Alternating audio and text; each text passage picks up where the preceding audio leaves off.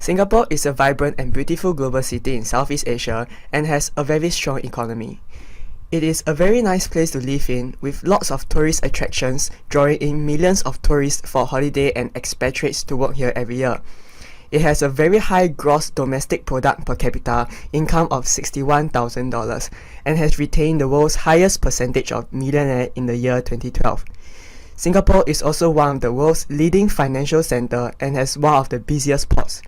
It was also being listed as the second best in quality of living in the world by the Fortune magazine. However, Singapore has one of the highest income inequalities in the world.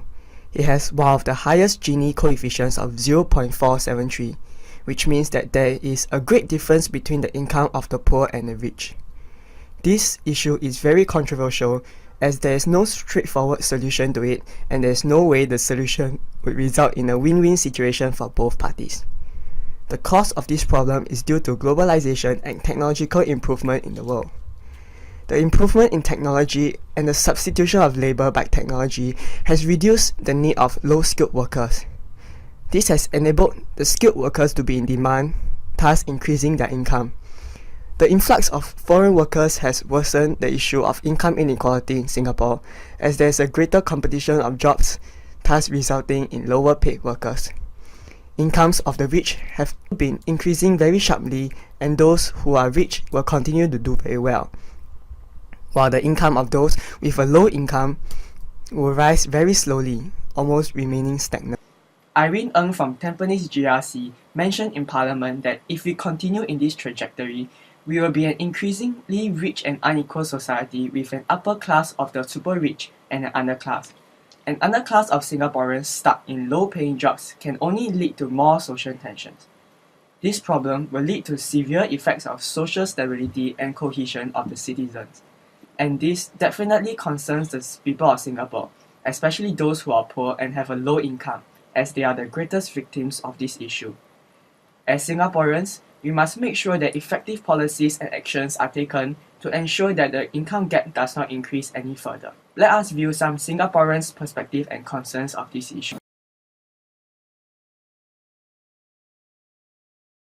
Yeah, I think it is a big issue. There's the average income. I think what is it, $1,500 a month? But then we actually can talk a little bit about Singapore. But the situation in Singapore is quite good, I think, compared to other areas, other countries. All the things are very expensive, very high price.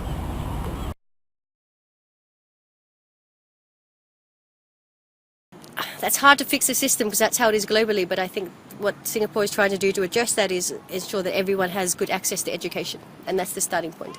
So if you could educate even the underprivileged, then I think that gives them the chance to get higher paid jobs. Yes, because people's pay is high basically because they are well educated, they are well informed, so naturally their pay will be higher. They are decision makers. Whereas those who didn't study, so probably they have to have a lower pay.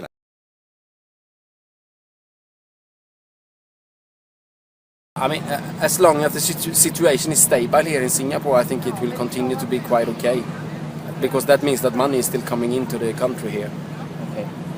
They're going to start increasing the pay of the middle income and the low income workers. Try to help the lower income to give them more pay. And then the higher one give them a bit normal now. There are many perspectives of this issue, and some people may think that it is not a very big problem as they do not see the seriousness of it. Increasing the taxation in Singapore could be a possibility to solve the problem, but increasing taxes could also lead to many other problems.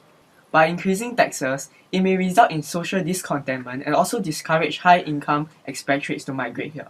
According to a news article by Channel News Asia, low-wage workers form 20% of Singapore's workforce and they earn a gross monthly income of less than $1,200. Hence, in order to address the issue of income inequality, we must approach the problem by focusing on improving the salaries and opportunities of those who are at the lower end of the income ladder. Workers should also be given the chance to further upgrade their skills or even further their education in order to enrich their own knowledge. Additionally, authorities should also reduce the burden of the goods and services tax for essential items like rice and milk on lower income families. Currently, Singapore does not have a minimum wage policy being implemented. Singaporeans should write in letters to the Straits Times or voice it out in the forums. They can also come together and sign petitions to urge the government to set the minimum wage an employee can get. For example, making a minimum wage policy of $1,000 per month.